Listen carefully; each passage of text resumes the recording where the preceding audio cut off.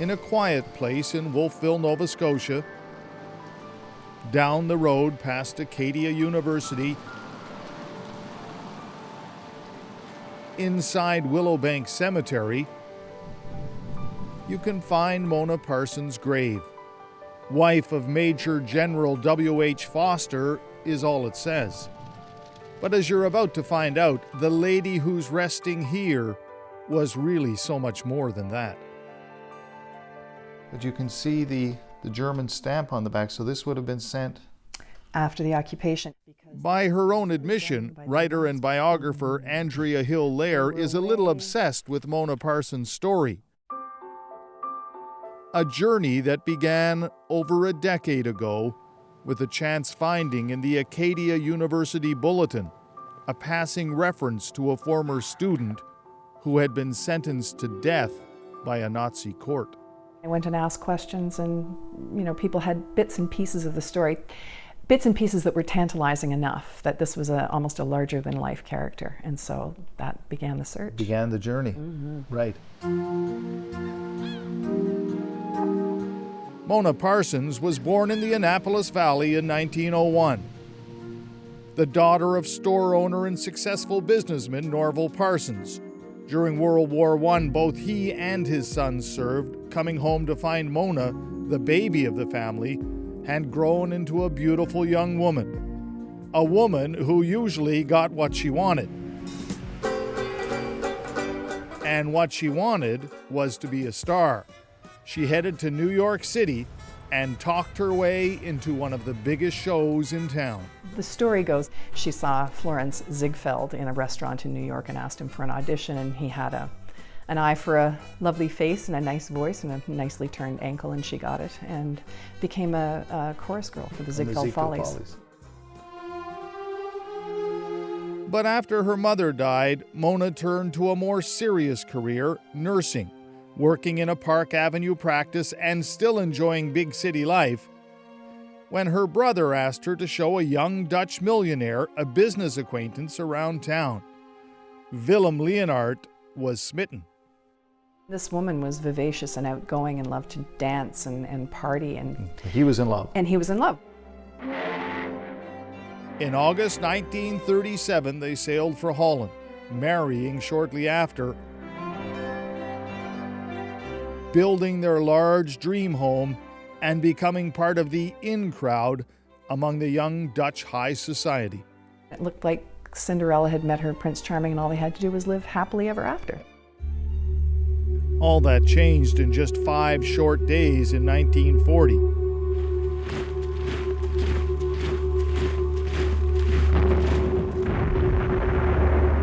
That was all it took for the German war machine to roll in and occupy Holland. Willem wanted his new bride to leave. Mona would not. She was very proud of her Canadian background, but she was also very proud to be a Dutch citizen and took it very seriously. And she felt that her place was there for the duration of the war, come what may. Doing what she could. Doing what she could. Mona and her husband would not bow down. They would resist, building a secret compartment in their home, hiding Allied airmen who had been shot down over the Dutch countryside, helping them find their way to the coast, and British submarines waiting offshore.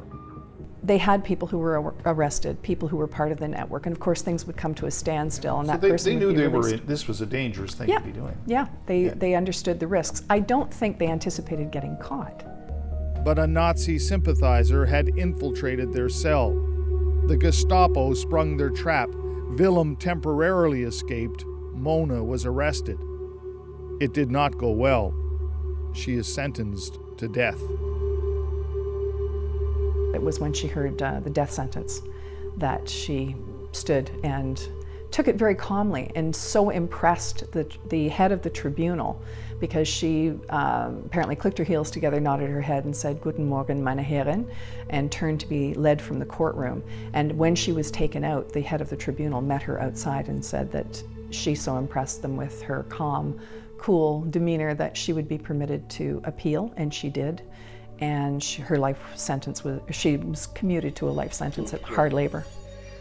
What followed was years of imprisonment across Germany, dealing with sickness and starvation. She had night sweats, frequent vomiting, diarrhea, and lost a lot of weight. I think she said something about 90 pounds, but by the end of the war, she weighed only 87 pounds. But in 1945, the Allies gained the upper hand. Bombs dropped across Germany, including on the small airfield near her prison.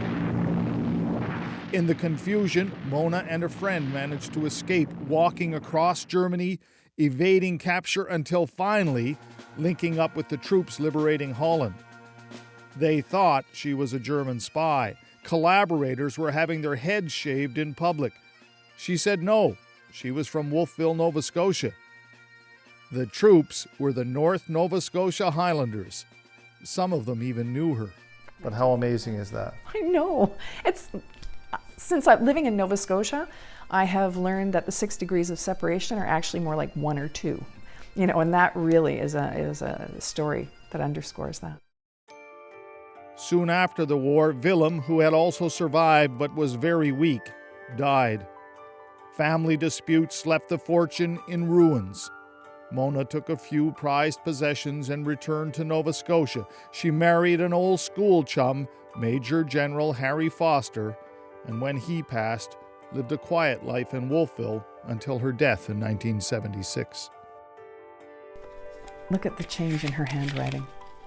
Andrea Hill-Lair has collected so many pieces of Mona's life, her handwritten notebooks, photographs, even the citations for bravery she received not only from the British, but also from American President Eisenhower. But in Canada, Mona Parsons was refused a pension, denied even a medal for those who served but did not wear a uniform, and has never been officially recognized by the Canadian government.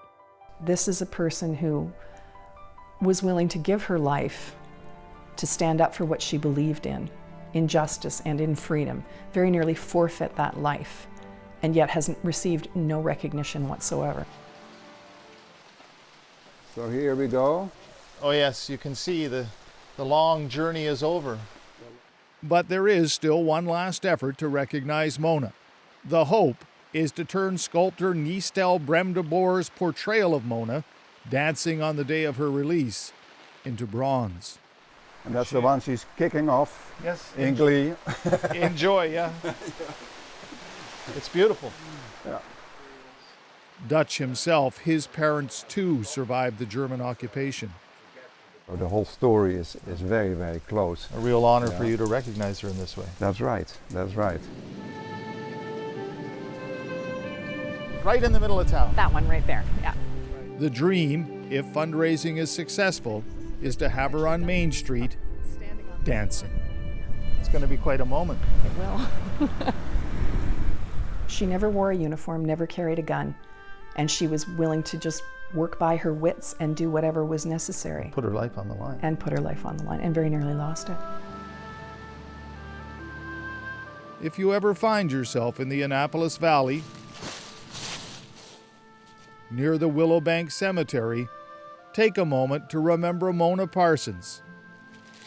That's what I need. Officially recognized or not, by all accounts, a true Canadian hero. Red Sharon, CBC News, in Wolfville, Nova Scotia.